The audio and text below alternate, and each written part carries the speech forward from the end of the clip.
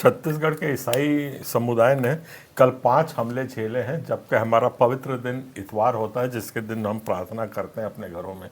DD नगर में बेमतलब के 10 लोग अपने घर में प्रार्थना कर रहे थे, उनको घुस के मारपीट करके उठा के थाने में बंद किया गया। गुंडरदेही का भी वही हमला था, वही मामला था।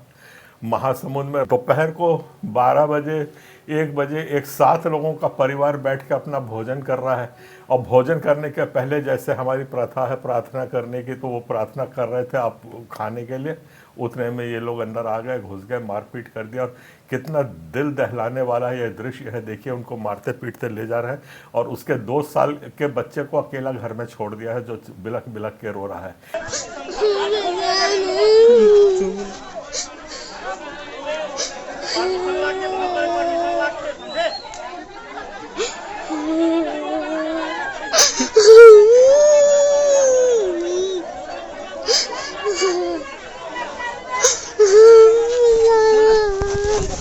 क्या यही हिंदुत्व है? क्या यही आप लोग इस किस्म से हिंदुत्व को स्थापित कर रहे हैं? और रात को तक जाके पुलिस आ गई, थाने में ले जा करके उसको बंद कर दिया, और फिर जब हम लोगों ने हस्तक्षेप किया, हमने काउंटर एफआईआर लिखाया, तब फिर जाके हड़कंप मचा है। और आरोप है कि वो जो झोपड़ी में रहने वाला है उसने 10 लाख रुपए देने का वो विश्व हिंदू परिषद का एक कार्यकर्ता है उसको दिया है। इस बात को तो हम उच्च न्यायालय तक लेके जाएंगे कि वो 10 लाख कहाँ से उसको आए, मिले, किसने दिया। विश्व हिंदू परिषद ने तो नहीं दिया। झंझट करने के लिए ये सब बातों की तफ्तीश होगी। वैसे ही सूरजपुर में पकड़ करके बंद कर दिया, कोई कारण नहीं, कोई कुछ नहीं। वो महिलाओं को फिर बाद में छोड़ दिया। अरे जो अपराधी थे तो महिला को भी बंद करिए, आप लोग सबको बंद करिए, पूरा जितने ईसाई है सबको थाने में बंद कर दीजिए, बड़ी बड़ी जेल बना दीजिए। आसाम में चालू हो गया है। छत्तीसगढ़ सरकार में अगर विष्णु सहाय सरकार यही चाहती है तो मेरी इनसे गुजारिश है कि कुछ बड़े बड़े यहाँ पे जेल बना दीजिए और जितना ईसाई समुदाय है सबको जेलों में डाल दीजिए। हम वहाँ अपने दुआ प्रार्थना कम से कम शांति से तो कर सकेंगे। वैसे देवपुर खैरागढ़ में बड़ा चौंकाने वाली घटना सामने आई है। दोपहर से वहाँ पे डिस्टर्बेंस हो रहा था। वहाँ पे देवपुर 3 किलोमीटर दूर है हमारे सलेवारा थाने से। वहाँ पे जाके इस किस्म का हंगामा कर रहे थे। वहाँ पे एक महिला है जो बड़ी गरीब है, उसके घर में शायद गुजर गए हैं लोग, वो अकेले रहती है और उसको कोई पूछने परखने वाला कोई नहीं था। वो भूखे मर रही है, घूम रही है, फिर रही है, कोई उसको 2 दाने डालने वाला नहीं है। एक ईसाई पादरी वहाँ से गुजरा तो उसने उसको भोजन वोजन देना शुरू किया और उसको लेकर के अपने चर्च में यहाँ पे खैरागढ़ में लेके आ गया और वहाँ उसका पालन पोषण कर रहा है। ये है असली कहानी। वहाँ पे फिर गांव वालों को पसंद नहीं आया, हंगामा करके कल ये सालेवारा के चर्च में जाकर के हमला करके कहता उस महिला को छुड़ा के ले जा रहे हैं, मुक्त करा रहे हैं। जब भूखी मर रही थी तो कोई पूछने वाला नहीं था। उसको पोषण कर रहे हैं, खिला रहे हैं, पिला रहे हैं, तो उसको मुक्त करवा रहे हैं। जब विरोध हुआ, वहां के बाकी गांव वालों ने भी ईसाइयों का साथ दिया, तब वो लोग सब शांत बैठ गए। शांत बैठने के बाद रात को 7 बजे 8 बजे इन लोगों ने 4-5 गाड़ियों के ऊपर लाउड स्पीकर लगाए और हर गांव में घूम घूम करके कर रहे थे कि अभी मार के भगाना है सब ईसाइयों को और यहाँ पे हमें अभी आम सभा करनी है, आप लोग सब आओ। ऐसा करके वहाँ पे पहुँचे गांव देवपुरा में।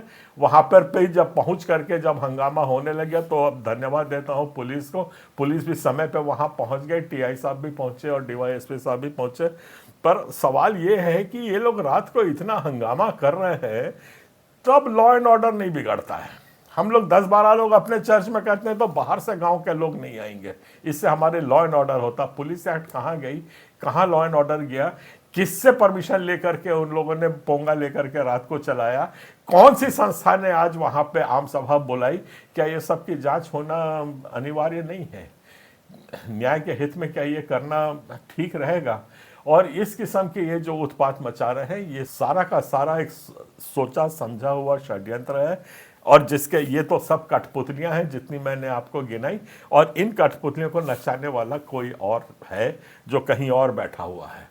नहीं तो ऐसी क्या बात है कि आज के ही दिन छत्तीसगढ़ में 5 जगह हमले और कई प्रदेशों में एक साथ इतवार के दिन हमला एक ही संगठन करवाता है। और यहाँ आग धोंकने में रायमुनिया भगत जो एमएलए चुन के आई हैं हमारे वोटों से, आज वो हम ही को आग लगाने में लगी हुई है। मैं रायमुनिया जी आपको थोड़ा बड़े स्पष्टता से बता रहा हूं, और इसको आपने खुद अभी अपने उद्बोधन में स्वीकारा है कि जशपुर में 2 लाख ईसाई हैं।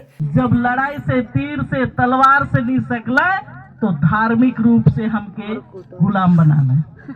और वो 65 लोग आज पूरा जशपुर में 2 लाख हुए हैं। तो क्या ईसाई लोगों को आप ऐसा ही प्रतिसाद देंगे? आप इस बात को सोच लीजिए। ठीक है, हमारा ईसाई समाज इस वक्त थोड़ा कांग्रेस से बहुत ज्यादा नफरत में था क्योंकि हमारे साथ उत्पात हुए थे, तो इतने ज्यादा आत्मविश्वास से मत रहिए कि आप हमको मार मार के राज भी करते रहेंगे, कि वोट हमारा खाएंगे और डंडे हम पे ही चलाएंगे। आपकी 2 बात को मैं चुनौती देता हूं। आप कहती हैं कि आदिवासी हिंदू है, तो या आप सच बोल रही हैं या सुप्रीम कोर्ट सच बोल रहा है। आप महान विद्वान हैं, सुप्रीम कोर्ट से ऊपर हैं, ऐसा मैं मानता हूं। तो सुप्रीम कोर्ट की बात को विलोपित कर दिया जाए। आप एक आदेश पास करिए कि सुप्रीम कोर्ट में सिर्फ बेवकूफ लोग भरे हैं जिन लोगों ने उल्टे सीधे निर्णय दिए हैं। और आपको याद दिलाना चाहता हूं कि सुप्रीम कोर्ट ने निर्णय दिया है कि आदिवासी सारना जो होता है वो धर्म रहित समाज है, वो चाहे कोई भी धर्म को अपना सकता है। अगर वो महादेव के और पार्वती की पूजा करके हिंदू धर्म अपना रहा है तो बहुत अच्छी बात है, उसमें कौन सी बुराई है, वो मनाए। पर सारना को आप डिस्टर्ब करने का अधिकार आपको नहीं है। वो हिंदू बनते हैं, बराबर आप जाइए कलेक्टर को एप्लीकेशन दीजिए और बोलिए कि हाँ ये हिंदू बन गए हैं। जो मुसलमान बनते हैं वो मुसलमान बन जाए, जाके कलेक्टर को दे और विधिवत तरीके से आए। और जो ईसाई बन गए हैं वो विधिवत तरीके से वहां पे ऑलरेडी कर चुके हैं। हम लोग कोई गैर कानूनी काम नहीं करते हैं। हमको आज़ादी है अपने सोचने की, समझने की, करने की, उसका उपयोग करते हैं। और आप हमारा दिमाग फिर अयोध्या के ऊपर वापस जाता है, जहां पे एक ने ताला लगाया था, दूसरे ने ताला खुलवाया था, और देश आज 25 साल से उसी का दंश भुगत रहा है। आपने देखा, आप वहां दीपू बगीचा में वही काम फिर से कर रही हैं। एक पार्टी आ रही है ताला लगा रही है, दूसरी पार्टी आ रही है वो ताला खोल रही है। क्या तमाशा चल रहा है? ये कब तक आप लोग ये धर्म धर्म धर्म करके सबको लड़वाते रहेंगे? इस षड्यंत्र से बाहर निकलिए। और मैं विष्णु साय सरकार को भी बताता हूं कि इस मानसिकता से बाहर आइए। आज ईसाई वोट से ही आप वहां पे मुख्यमंत्री बने हैं। तो 14 सीटों में ईसाई मत इतने जल्दी बिखरता नहीं है। हमने सोचा था कि आप थोड़े से उभर के आएंगे और सब बच्चों की रक्षा करेंगे, पर ऐसा हमको देखने को नहीं मिल रहा है। आखिरी बात मैं अपने माननीय आदरणीय बिशप लोगों से, और जो बिल्कुल शांत बैठे हैं इस सब घटना के बावजूद, उनसे एक अपील, बातचीत, एक वार्तालाप करना चाह रहा हूं। और वो ये है कि आदरणीय बिशप साहब, कुनकुरी के बिशप साहब को मैं बोल रहा हूं, क्या जब चुनाव खत्म हुआ था, चुनाव खत्म होते ही साथ, भाजपा की सरकार बनते ही साथ, बागेश्वर धाम का जो एक बाबा है उसने रायपुर में एक स्टेटमेंट दिया था, बहुत बड़ी सभा ली थी, और उसने सीधा बोला था कि कुनकुरी चर्च को तोड़वा दिया जाएगा। मैं गलत हूं तो मुझको चैलेंज करे कि बागेश्वर धाम ने ऐसा नहीं बोला था। मेरे छोटी बुद्धि में, संज्ञान में ऐसा है कि आज उसकी जमीन, जो कुनकुरी चर्च की जो जमीन है, अधिकार को चैलेंज किया गया है। कोर्ट में लड़ाई चल रही है, कोर्ट में पेशवेशी चल रही है। मैं सचेत करना चाहता हूं, जहां पे विश्व हिंदू परिषद की बैठक में 30 रिटायर्ड सुप्रीम कोर्ट के जस्टिस जाते हैं, जहां पे चीफ जस्टिस जो कुर्सी में बैठा है वहां आदरणीय मोदी जी जाके उसके घर पे मिलते हैं, इसके बावजूद भी क्या आप भरोसा कर रहे हैं कि आज ईसाई समाज को न्याय मिलेगा? इस वक्त आपके पास सिर्फ एक ही ताकत है, संगठन की। आप लोग संगठित होइए और जवाब दीजिए। संगठन का जवाब संगठन से दीजिए। कोर्ट वोट पे भरोसा करना, मेरा तो कम से कम भरोसा कम हो गया है, और वहां से हमको ईसाई समाज को न्याय मिलेगा इसकी मैं उम्मीद बहुत कम हो गई है। जब तक कि ऐसा प्रूव ना कर दिया जाए कि हाँ न्याय की प्रणाली स्थापित हो चुकी हो, और हमारे मन में ये विश्वास आ जाएगा, हम आज तक भारत के कानून को मानते आए हैं और उसको सिर आंखों पे रखते आए हैं। हमारा विश्वास हिल रहा है, ये हमारे ऊंचे के लोग सुन लें। और हमारे जितने भी वहाँ पे लीडर्स हैं, जशपुर में, कुनकुरी में और बाकी 14 सीटों पे, कृपया ध्यान दीजिए कि ये जो लड़ाई वहाँ पे आग लगाई गई है कुनकुरी और जशपुर में, ये ट्राईपार्टाइट है। मतलब इसमें 3 प्रभावित क्षेत्र आते हैं।